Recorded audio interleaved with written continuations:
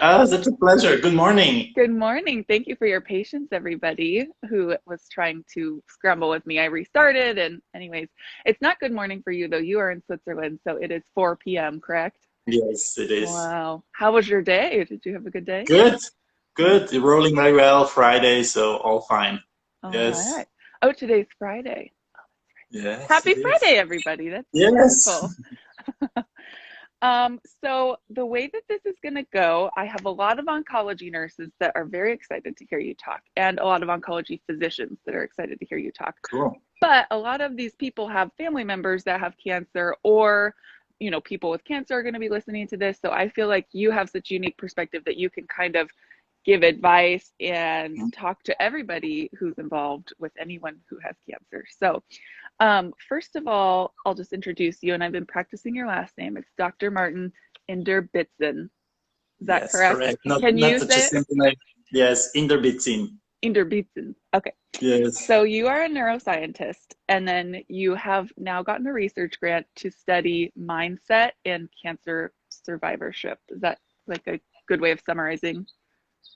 Yes, it is. So, from a background, I'm a neuroscientist, so I'm very much interested in how the brain processes stress and emotion. And based on my personal experience with my own cancer diagnosis, I'm getting into this topic. Okay, how can we support the mindset of people directly or indirectly affected by cancer to go through treatment? So that's Yeah. what my work is all about. That's amazing. I've never heard anybody who really just focuses on that, and that is so important. Like, I feel like it's kind of the wacky patient that I've had every once in a while, where I had a patient once who had anal cancer and she was going through a very intense 5 weeks of treatment. And she said every day she looked at her hydrangea plant that was dying and told herself, that is my cancer tumor that is dying in me. And so as she watched her plant die, she said that she felt like her tumor was dying. And we were all kind of like, all right, if that works Mhm. for you. But she did Mhm. really well. And I feel like patients who are really focused, who are able to not let that fear and anxiety control them, have better outcomes. And I think that research will eventually show that. I think so too. I like to say that patients, and I mean you know from your own work in the field, they're like they're like two types of cancer. Like one that you have in your body and one that you have in your mind. And Mm, they affect each other. So if the cancer in your body goes like bananas and it goes really downwards, then obviously it's very challenging for your mindset and vice versa. Like if your mindset is not good, it has a negative effect on your body because we know all stress is not a very good companion if you want to go through a chemo or through any treatment. So I think this dialogue, or how you say, this interaction between the two entities is very much key, like for a holistic approach to approach a challenging situation. and not just spiritually, but physiologically. Like your Yes. cortisol levels go up with stress, and so Yeah. it can negatively impact your cancer and your physical health, which Yes, is, definitely. I'm just also curious to hear from you because I mean, you work in the field. You probably see that also in daily work. Like, if a patient has a certain kind of confidence, and I mean this in a positive way, like just the calmness and like you probably will see that they cope better with side effects, they cope better with the mm-hmm. burden of a treatment.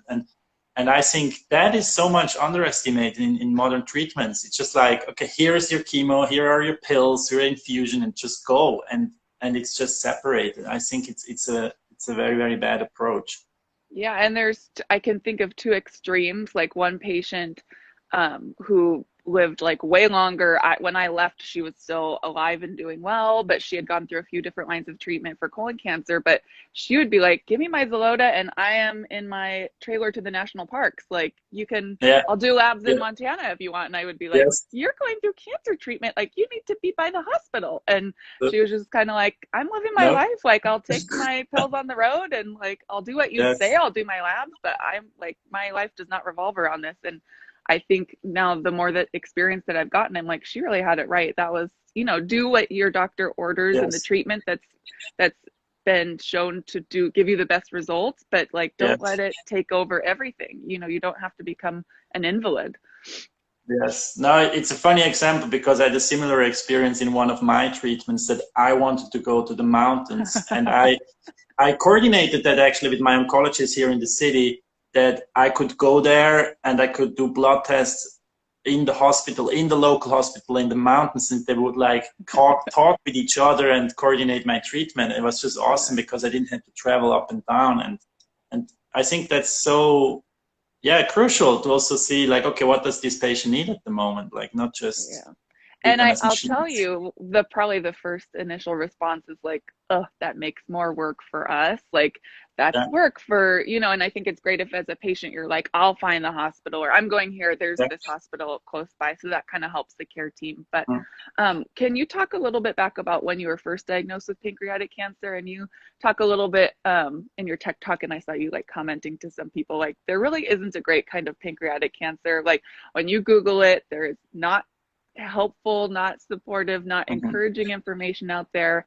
And I want to talk a little bit about how we as providers, that conversation can happen. And then as family members, how we can support patients who are stressed. And then I really want you to get into your project with the survival story. And Mhm. you talk about the gorilla and all of that. So when you were first diagnosed with pancreatic cancer, number one, I think the reason why most, if anybody doesn't know for pancreatic cancer, why most pancreatic cancers have a very low survival rate is because they're caught at a very late stage, because there's not a lot of symptoms that can cue you in that Mhm. you have pancreatic cancer until it's late. So that's why, as you were saying, you were told, you thought you had 3 years to live after you were diagnosed. Is that correct? Well, the internet told me that. So my doctor never, I tried to nail my doctor on numbers and he was a very wise man. He never gave me any numbers. But of course, you go to Google and you Google around, which is a very, very bad idea when you have such type of cancer. So Yeah. yeah, I read online that the survival rate is really, really slim. And Yeah. obviously that's a huge shock to everybody, and everybody out there who is affected by cancer knows how much it crashes you, how much it crashes your heart and your mindset. And so that is what happened to me. Like I thought I'm in the wrong movie, like many patients are, yes. I like that. I'm in And the wrong movie. yes. But the funny thing is like my doctor also told me a story of another patient, and somehow this story I think helped me to switch movies, to say, okay, maybe this is the movie on the internet, but maybe there is also another movie out there, and I can actually opt in, like tell myself, okay, on which movie do I focus? And I think that was really helping me to keep my mindset up, to say, okay, I don't focus on the 95%, I focus on the 5%, and try to keep my focus there. So is your doctor a man or a woman? It was, this time as a man. A man. Yes. So how did that initial conversation go? And what do you think that he did well when he told you that you had pancreatic cancer? Do you think he gave you enough data that it was a very serious disease? Or like, what do you think he did well when he told you that you were diagnosed with this? He did very well by just telling what it is, that he say, look, it is serious, but also in the same moment he was doing very well. Say, look, there are options. And in this sense, he was very empathic. It was the surgeon, so it was not the oncologist back then. Because Okay. obviously, I had first surgery, and then we were discussing the results, and so I saw him first, and so he had to give me the results, and he was a very experienced doctor, still is, like, and he was very empathic with me and say, okay, look, there are options, and telling me this story, and then it was a funny thing because, as a scientist myself, I said, okay, can you please write down the exact, like, diagnose on a piece of paper? And he was like, yes, I can do that, but don't Google it. He was telling me that. And obviously, if somebody tells you don't Google it, you're going to Google it. And like, it okay, was how long did you last before you Googled it? Like, was it in your car or did you make it home? I Googled it in the evening, like later that day. Yeah. And that was really, really bad. Yeah. Really bad. Yeah. So, what I liked when he asked me what he was doing well is like he was like really like being honest, not saying, it's easy, everything is going to be fine, but also like, okay, it's serious, but there are options. And I like that combination very much. How Yeah. did he share with you about, you said that he shared with you a story about a skier patient of his who had done Yeah. really well. And that's what, when you were first talking at Stanford with the survivorship series, that's where I was doing clinic at the same time. So I've been listening, but I was like, whoa, I really need to focus because this is important. You Yeah. said share the 5%. So you kind of present the statistics, and then what do you, how did he tell you, like, oh, but I have this other patient, like, how were you inspired by that, and how did he bring that up? He was like, look, Martin, it is a serious diagnosis, but there are different things you have to consider. Like, first of all, we catched it very early, and we also have experience here in the hospital with another patient who has a very similar diagnosis as you do, and this patient is doing very well today. He's like skiing in the mountains, and this picture just was sticking, was like, yeah, it just kept that picture. And I think he was not aware how important that small story was for me. But just, I think the reason why it was so good is because it was something tangible. It was a person. It was not just like we have a treatment A or B, or there are a certain percentage of options. Like, no, there is a person which was treated in this hospital, and this person today is doing fine. So it was very, very concrete.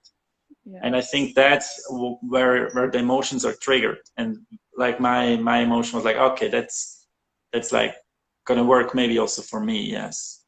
It's almost like when people tell you don't look at a car accident, then obviously you're going to look at the car accident. They say don't Google it, you're going to Google it. But he gave you Yes. this skier, and that was kind of where your mind was able to focus on, like, an image or a person. And it's funny Totally. because I think on the opposite way, I talked about the patient who was, traveling the world while doing chemo. But in the opposite, I feel like some patients, like, one thing will go wrong in the beginning of treatment. Like, maybe they had a reaction to chemo, or their surgery they had an infection and their surgery had to be postponed. I think every person who works in oncology will tell you that there are certain patients where one thing goes wrong, and then all of the things go wrong. And it's not just that the patient is producing it, it's like the system, like, just one thing after another will happen for them, and we're like, oh, this poor patient. And I think it is awful luck, but I also have to wonder, as a nurse, I know at the beginning of a shift when I was working in the hospital, if I was really stressed and something went wrong, my mind, I remember I would catch myself saying, this is the worst shift ever. I am so stressed. I've never been this stressed. I don't want to do this job anymore. I can't do this job anymore. I need to leave. Like, and I would just be saying this, and I'd have to catch myself and say, okay, that was like the first 20 minutes of the shift. At this point, I have 11 and a half hours left. So, like, what's done is done. Let's reset. But I think that, do you feel like with your research and talking to people that you've kind of seen that side of the spectrum? You mean that, like, once you catch a bad wave, that it just goes downward and it's tricky to steer it around? Yeah, or that, like, people having the opposite of a good mindset, where maybe that gorilla, as you talk about, is like having a little bit too much control, and it's hard to how do you get back on track, I guess, if you're a patient and you feel like you're in this negative spiral of mindset where the fear is overcoming you, like, how do you snap out of that? It's a very good question. It's a very important question, because let's say the easy answer, and I think it's not the best answer, is like, hey, you just have to take it from positive and just be like, focus on something else. And I think that has nothing to do with reality. I think reality is much harder, and reality is not a Hollywood story or a Facebook post. Reality is really hard. And what I always say to people is like, give yourself the time you need to be in that space. Like, don't try to push yourself out of that space too early. And it doesn't mean like, hey, go home and cry for a half a year or whatever. Like, just allow yourself to let that emotion out, and be sad. I mean, sometimes it's a big F. And so just be in that thing, like, and then once this is out, then maybe you can slowly make small steps. And then I say it's a skill set, it's a skill to understand, what do I need now? Okay, what is the small step that will, like, help me to shift my focus? Like, what is something that cheers me up? What do I don't need? Like, okay, these people I don't need at the moment. I need space. I need peace for myself. And that is not something that you're born with. You're thrown in to be a patient, And then suddenly you should be like, okay, now I know exactly what to do. And that's not how it is. It's like you have to learn that, and you have to practice. And in the end, it's a lot of practice, like mindset, or what I like to call it, mind setting, like consciously setting your mind. It's a practice. It's like going to the gym. It's not something that you just turn on and then you have it. It's really something, and that's a good news, because it means you can practice. I mean, Yeah. yes. How do you learn about that? Like if a patient, you know, you say mindset, how do you get there, or how do you practice? Get inspired by others, and get inspired by others which are a little bit ahead of where you want to go. Like get inspired by people that are still in a reach, but not like, you know, 2 kilometers away, that are like so much, because then you get demotivated. Like sometimes people come to me and say, hey Martin, look, I never could run a triathlon or whatever, because they saw my story somewhere. And I say, like, don't compare myself with like, if this is too far away, compare yourself with like where you want to go, and find the role model that is a little bit in front of you. So you can, like, in a race, you can drag behind them, you know, but it's not, if it's too far away, it's like demotivating. So, Yeah. and then just study them, like talk to them, like see what they do, copy them, like see what works for them and try it out, and see what works for yourself. Yeah. Mm-hmm. And I then think that's one tactic. Yeah. okay, so you had like the skier was your person that was a little bit ahead of where you wanted to go. And then, well, I wanted to talk more about how, okay, so one of the questions was from an oncology nurse whose family member is just got a new diagnosis of lung cancer. It's very serious, and they're very stressed out and very anxious. And obviously, as friends and family, like we don't want to see our family suffering, as you said, like the cancer of the mind or stress. A doctor I work with calls it pain of the mind. How can what did your friends and family do well to support you when you were newly diagnosed, or what, you know, before a big surgery or treatment? What do you think that they did well? And then what do you think that maybe people did not do well? You don't need to call out any names, but. No, I think what they did well is just to ask me, like, what do I need? You know, I like to compare it like when somebody breaks a leg, you pick up the phone and you say, hey, what do you need? Like, can I do a shopping for you? Whatever. And if you get a cancer diagnosis, that doesn't happen so naturally. And that has to do with, and I think one reason it has to do with that we are scared ourselves to ask that question or to confront ourselves. I mean, you as onco nurses, you have more experience with that, but family members in general, or friends especially, they sometimes overwhelmed, they cannot do it because they're confronted with their own fear of dying, or their own fear that I'm gonna die, and if they talk to me, maybe that will be triggered. So I think what is really a good approach is just ask people, like, what do you need? And the other thing my family did really well is they took also care of themselves, because what happens is all the focus goes on me. So, okay, we have to take care of Martin. Okay, but then sometimes we forget we also have to take care for us, like my mom, my brother, my dad, my closest friends. They're like, okay, what do I need? And also make space for that, because you can only support somebody if you are in a good place yourself. And I think that's also something I can highly recommend. You're like a little cancer Yoda, Dr. Martin. I feel like you just get it. Like you really understand the whole experience and what's so important. So you feel like as someone supportive of someone with cancer, you need to ask first, what do I need? And then you need to go to them and say, what do you need? Yes. What do you think about people offering specific things? I've always said, everybody says, oh, let me know if you need anything. But I like how you say it, what do you need? So that way it's not a statement, it's a question, and it's interactive. Yes, and you can even make proposals, you know, like, should I go shopping for you? Do you need a drive to the doctor? I don't know what, you know, make it concrete, and they will say no if it's not what they need. And just like sending a message like, hey, just want to say hello, I'm here for you. Yeah, sometimes it works, but I think it's better just like, hey, do you need anything? What do you need? Like, be concrete. I think that is easier for the other side to accept the offer. Got it. Yeah, but of course everybody's different, so obviously you cannot generalize everything. Yeah, that's very true. I think sometimes it's hard if people say, let me know if you need anything, for the person or the patient Yeah, to say, oh, I love this or that, because it feels like then you're asking for something. yeah, But yeah. that might You be asked a little before, bit. like, what should you not do? Yes. And I think what you should not do is just, um, you know, when somebody gets into a situation like you are in a certain emotional space, and what you should not do is you should not um, approach this person with just like, oh, everything is going to be fine. Like, you should not project your own emotionality on their emotional space. Like, if this person is like very sad and desperate and hopeless, and somebody comes, don't worry, everything is going to be fine, that can be a clash. Like, try to understand first, where is the person? Ask them, how do you feel? How is it?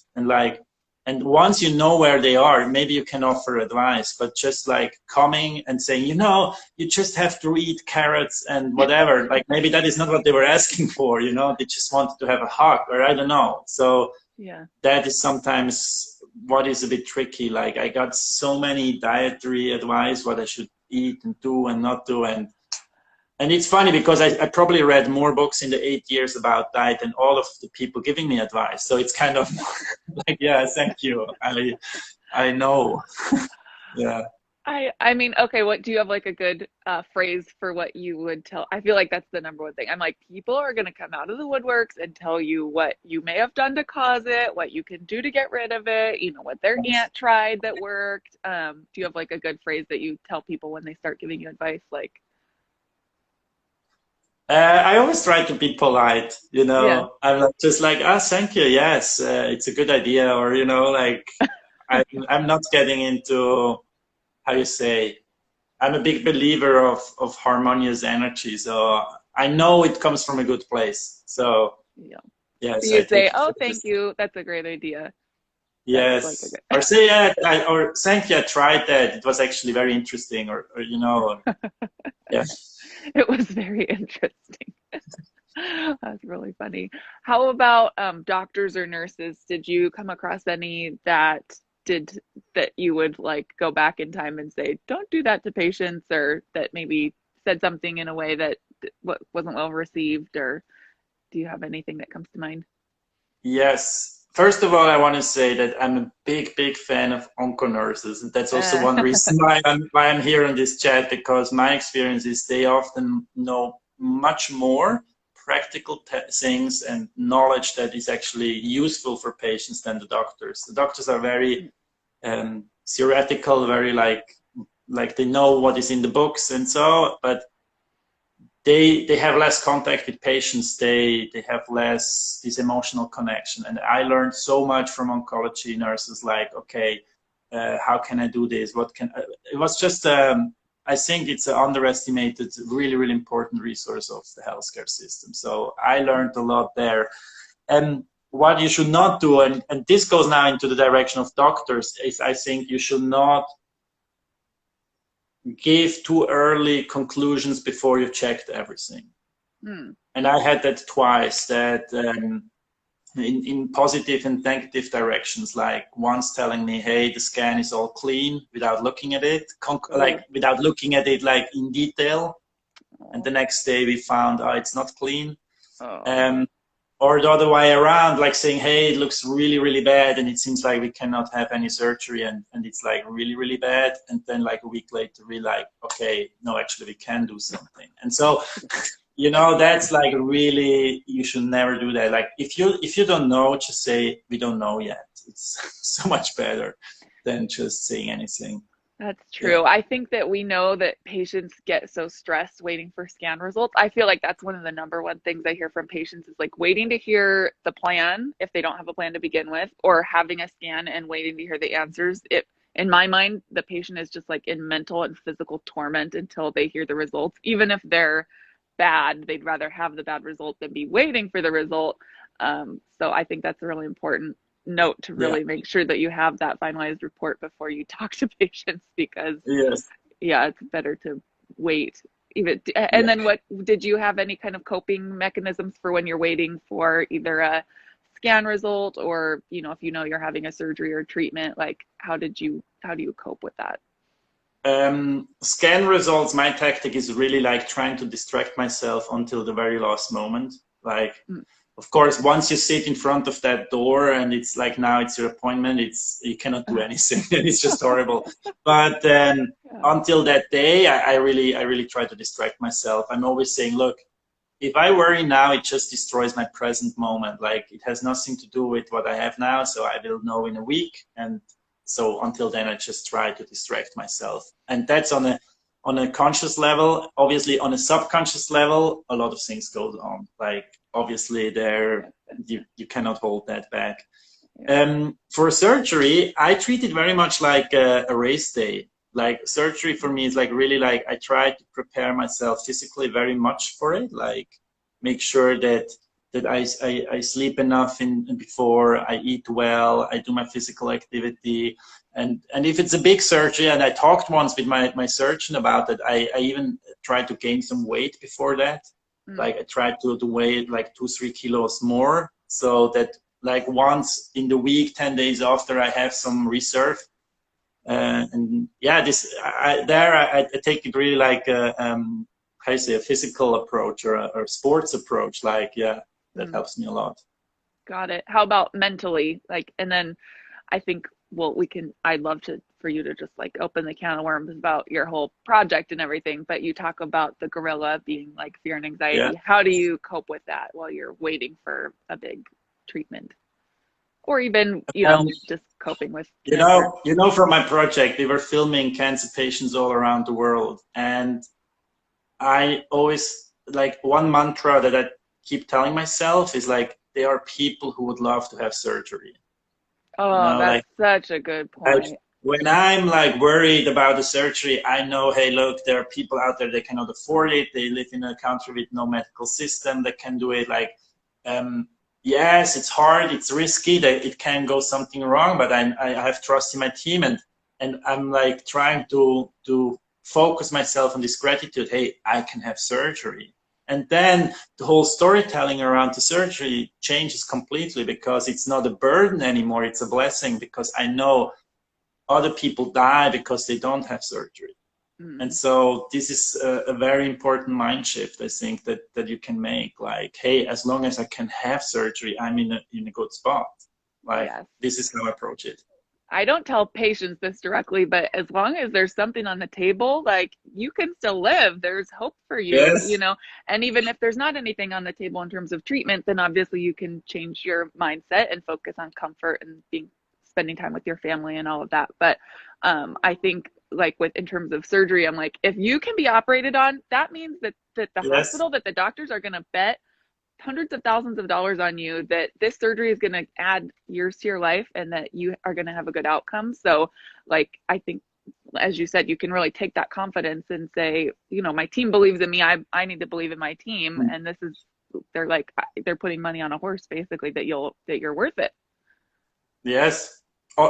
This, and also that you have an option. Like Yeah. I have like some weeks, like a month ago, I had a scan result that was not so good because my cancer got a bit like chronic. Mm, And first they were like, okay, seems like we cannot have any surgery anymore. mm, And we have either a liver transplant or that's it. And then you're in this space of like, holy cow, like, okay, this is it now the end. And then a yes. bit later, it turned out, hey, we can have surgery. And then it's like, oh yeah, we can have surgery. Like, that's like, that's what I mean. Like, obviously I will be nervous when I have surgery, but hey, I can have surgery. It's amazing. It's Yes. That's so like funny. always a way of how you look at it. Completely. Yes. That's, Yes. yeah, you're very fortunate to be able to have surgery. It means everybody thinks there's a chance and thinking of it that way versus like they're gonna cut me open and like just focusing that way. I think, as you said, it's so important. Yes. I want to read a quote from your TED talk because this was what like stopped me in my tracks and I was like writing down every word of this. So this is going back to when you said they said do not Google this. You know, you're not going to find good news on the internet. And just talking about doctors, you know, saying if there was a very low survival rate, you said statistics can be wrong. You are not a number because your body is not a number. Your body is made out of millions of cells with uncountable interactions that no scientist can quantify. So your body is not in the internet, and neither is your future. What is on the internet, unfortunately, is a lot of negative news. And then you went on to say, I will survive until I die, and in the meantime, I will choose very wisely how I use my time. It's much more important how I live my life than how long I live my life, which is a great way of saying, instead of, you know, focus on quality instead of quantity. But I think you said it in a much more eloquent way. But I think if I could like ingrain that into every cancer patient that just found out they had cancer, I would like blast it from the rooftops, because that is just what I want to like sit down. And that's what I'm really saying when I say don't Google. When we say don't Google, it's like don't Google and then take that to mean your future or you know, your outcome, basically. You know, you as an onco nurse, you can tell patients, don't Google, your body is not in the internet. Yes. And maybe that add-on is like making a click with patients, like, it's actually true. If I find negative news, this is all based on history of other patients, of old treatments, of old history. It's not of now, where we are medically today and where the future is going. So don't Google, because you and your body is not in the internet. Like, you are not in the statistic yet. Yes. And that's really important too. I had never even thought about that the survival rates are 5-year survival rates, and like how many treatments have come out in the last 5 years. So we really don't have your accurate projected 5-year survival rate we have historically. Oh, Martin, you're just blowing my mind this morning. Yes, because I mean, all the statistics are very old. They're like 10, 15 years old. Like the new treatments are not significantly impacting the statistics yet. You will see that in 5 years or 10 years. So they're always a bit too negative. That's such a good point. Yeah. I hadn't even thought about that, actually. But I have thought about how two patients who are maybe very similar in terms of age, physical status, everything, they might have the exact same type of tumor, exact same pathology, and they could have very different outcomes, like completely. And we don't know what that is, why one patient will do so much better. I think there's research in genetics and genomics, and but I think a lot of mindset and stress can have to do with that. But I tell people, like, and that's also for receiving advice. Maybe somebody, you know, had exactly your stage of breast cancer and did this, this, and this. And so if they give you advice, that's what worked for them, but you're your own person. And so, as you said, your survival rate isn't in the computer, but also like what works for you isn't going to be given to you from somebody else. You have to figure that out for yourself.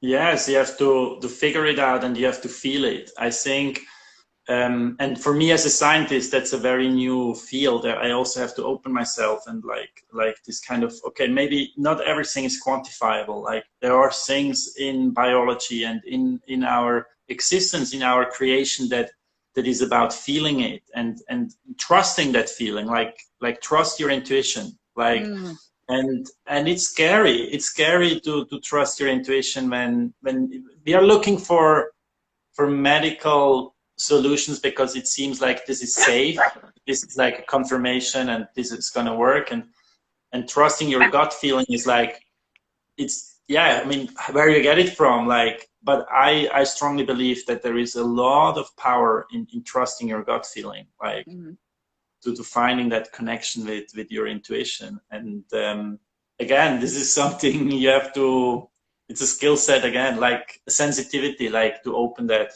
channel. Definitely. And in doctors too. It's funny. I feel like I've heard at my old work more so them saying it's more of an art than it is a science, you know, treating cancer. And nobody wants to hear that. We were like, no, I want the data. I want whatever's most proven. But there's definitely, you know, to both sides of it, not necessarily being so black and white. But I definitely want to dedicate the rest of the time to you talking about your research and my survival story. So we've kind of set the stage where you heard about that skier. He really inspired you, and you went on to, where did you, like, you ran a marathon at some point during your treatment, or how did, maybe talk about that and then launch into my survival story and your research grant.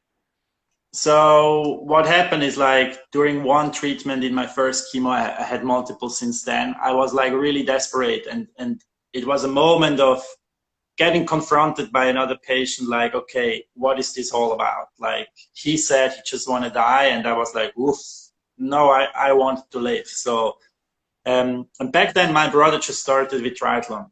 And so when I was in this hospital, like connected to my chemo, I was like, okay, the most crazy thing I can think about if I get here out alive is that I'm going to do a triathlon too. And I was never doing any kind of this sports before. I hated running. I tell you, I hated jogging. I really didn't like it at all. And so here I was, and I picked up my phone and I just signed myself up. I was not thinking like twice. I didn't have a bike, nothing. I just like, okay, this is what I'm going to do. And it was the best thing like I could do in my whole life, because it changed everything. Like after that, I was just, I never questioned if I'm going to do that or if I can achieve it. It was just a matter of how much time I would need. Like, and so I did that. And back then I wrote a little blog on the internet, mainly to keep my family members and friends informed. And this story somehow traveled in the internet. So this story somehow became a little bit mini viral, or like people were like printing it out and bringing it to the hospital. And then I was like putting one and one together. I was like, okay, I had a story of a skier, and now my story became a story for somebody. So there is something around storytelling. And this is how the whole idea for my survival story started. Like I said, okay, what if we could cluster and document stories all around the world, and then present it to the community, but in a digestible way, not long written text that you cannot digest when you're on a chemo brain, like easy content, like videos, podcasts, like something you can consume while you're in treatment. And so this is what we did. We went once around the world, and we filmed cancer survivors all around, like South America, Asia, Europe, like, from very different backgrounds and very different cultures, and we just documented it at My Survival Story. So if you go to social media or online, it's My Survival Story or mysurvivalstory.org, and there you find the content. And so we broadcasted all these stories, and we got a lot of very good positive feedback. And so that was when my scientist kicked in again. It's like, hey, wait, if this is like having an effect, why don't we study that? Like, why don't we see if, like, can we in a way quantify or observe that in a more structured way to understand what is it that helps people? And so this is now what my research is about. So we present the story. We want to know how people perceive it, like what is triggered in them, and how, and that's the more interesting question, how can we design or tell such stories for a treatment option? Like, how can we include it in the system? Like, how should it be tailored and matched to the right story, matching to the right person, that it has a constructive effect, not deconstructive. So we are very much at the beginning. We're doing this research now since 1 year, but it's a lot of fun, and it's very, very exciting. Yes. So what, do you have a hypothesis that's official that you're trying to quantify, or? Yes, what I observe is, first of all, I think that's my hypothesis, is like the human connection is really, really key. It's really strong. Like, if you connect with the story, like, not everybody connects with every story, and that doesn't have to be. So once you have this connection, something magic happens. And it's about making this human connection, like what makes us human again. And it was interesting because this can go across culture, you know. Like, once we were in Malaysia and we talked with a Muslim woman, and she was a breast cancer survivor, and she was like telling us, look, it's not my body, it's not my breast. Like, Allah was giving me this breast, and Allah was taking it away. The next day we interviewed a woman, she was a Buddhist, and she was like saying, look, it's not up to me. Like, if I'm gonna be born, I'm gonna be die. It's like not in my hands. So she was saying exactly the same. So I think this human connection is really key for that the story works, and that it triggers this spark. In the end, it's about triggering a spark of like, okay, there is maybe something more than just like numbers and okay, that's it. And so that's what we try to understand. How can we trigger this spark? How many patients did you interview? We interviewed over 30. I think online we have now 16. And what we started to do is now people can share their story by themselves over Instagram. So we try to like outsource the storytelling. And just like in October, we have our first workshop here in Zurich, where we try to understand how we can do a do-it-yourself lab. That people, like, how can we guide people to tell the story in a meaningful way? Because what happens in the cancer community, there are amazing stories out there, like so many good stories, but just because you have a good story doesn't mean that you are a good storyteller yet. You know, like you can learn that. You can learn to become a good storyteller. But again, it's a skill. Like just because you have a good story, it doesn't mean that in the first trial you tell the story in a way that it's compelling. And so that's what we try to solve, this problem. How can we help people to tell the story in a compelling way? Awesome. Yes. And so that's one side of the whole thing, and the other, and that's actually what I'm working now on with Lydia, also with the cancer survivorship program, is we want to run a mindset course for patients. Ooh. Like an online class, something simple with a Zoom connection that is like mixing neuroscience, like, okay, what is going on in your brain? Why is it so hard to focus on the positive? Why are we having always the negative focus? Like, how can you change your mindset?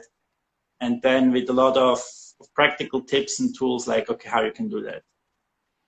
That would be amazing. Please record that so that people can access it. Yes. Because that's kind of a thing, is like I'll see something, which your video was the first of any of the talks that I've ever been able to listen to, because I'll see something in my email and I'm like, oh, I want to go to that or listen to that, and then work happens or I'm not working or something comes up. So I think it's so important to have those kinds of things recorded. Like this will be recorded so we can share it, because as I said, people are out, and as you said, you can't read everything and get inspired by reading, because it's hard to come up with time for that, especially if you have cancer and you're tired and weary and all of that.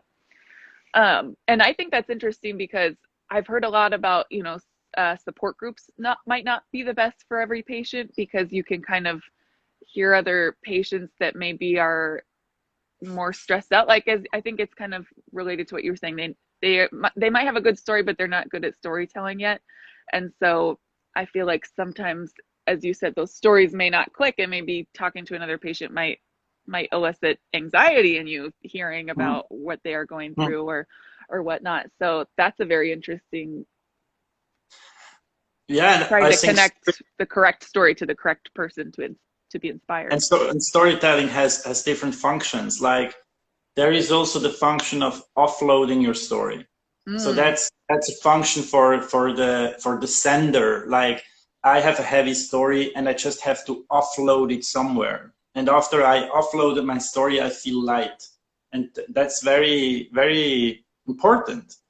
But for the audience on the other side, the offloading, the offloaded story is not always what they are needing or what they're looking for. Yeah. And so there's a mismatch. So it is very important that people can offload and they find a space they can do that. But then we are not in a place where we try to broadcast that offloading, maybe, because it can have negative effects on others. And so we have to understand the different angles of storytelling and functions, like in a different moment has a different function for somebody. Yeah. I feel like that's the same thing with movies. Like somebody might not be in the mood for like a tragedy. That's always my mom. Yes. She's like, the couple needs to stay together in the end. I don't want to go to a movie where they break up. And like, she's just like, I want that movie ending. And that's why I'm here at the movies. And so, but that's obviously not everyone's taste. Yeah. Can you hear that sprinkler, or can you? I'm fine. Okay, I don't hear. Okay. All fine. Okay, so we have about 8 minutes left, and then Instagram is gonna like cut us off completely. They'll shut us down. What I would just love to give you the floor. Like, what is it that you want to say? Is there anything that we haven't touched on or that you want to go back to? Good question. First of all, I really like this kind of format, and I think I love what also you do with your work of like trying to spread knowledge over digestible channels, you know, not Mm, like trying to print flyers and like just use the new channels to reach the people and the patients. mm, So I think this is really, really, really cool that you do that. Um, from the content, I don't know. I think we covered a lot. When it comes to mindset, I think what we should always keep in mind is to be patient with ourselves, to be kind with ourselves. You know, like cancer is really hard, you know, so we don't have to be hard on ourselves additionally to that. Like it's really hard, and because it's so hard, it's okay to be not okay. And sometimes we see other patients and we see other survivors, and they do so well and they seem so happy, and we get stressed that we are not. And I think that's just part of the story. Like everybody has a backstory, and we have this tendency of just showing the front story where everything is shiny and everything is fine, and I'm a survivor and strong. And I think it's not the full picture. And once we feel a bit like scared or empty or tired, we have to keep in mind that everybody has a backstory. Not mm. just because they don't share it doesn't mean they don't have it. So yeah, like self-love and being kind to ourselves, I think is really, really important if you want to go through cancer. Definitely. I think it's actually really beautiful that you're still going through treatment because, as you said, there's so many, like a Facebook story, like, oh, had pancreatic cancer. Now I ran a marathon and I'm super healthy and cured forever. And it's like, I think that's also maybe somewhat unrelatable to patients who are actually going through treatment. Like, what if they never get there? But you're still able to inspire people and help patients and caregivers change their mindset with where they're at now, not, and that's Mm-hmm. not always, cancer free and on the top of a mountain. It's like in your everyday No, life, like you said. And your yes, work is really amazing. As I said, I had never heard anything like it before. I feel like you just really nail something that X factor for a lot of patients and caregivers. And I think that just listening to your TED Talk. So, for if anybody, I'll share his TED Talk link. I'm going to make a post. I have a post that's sure.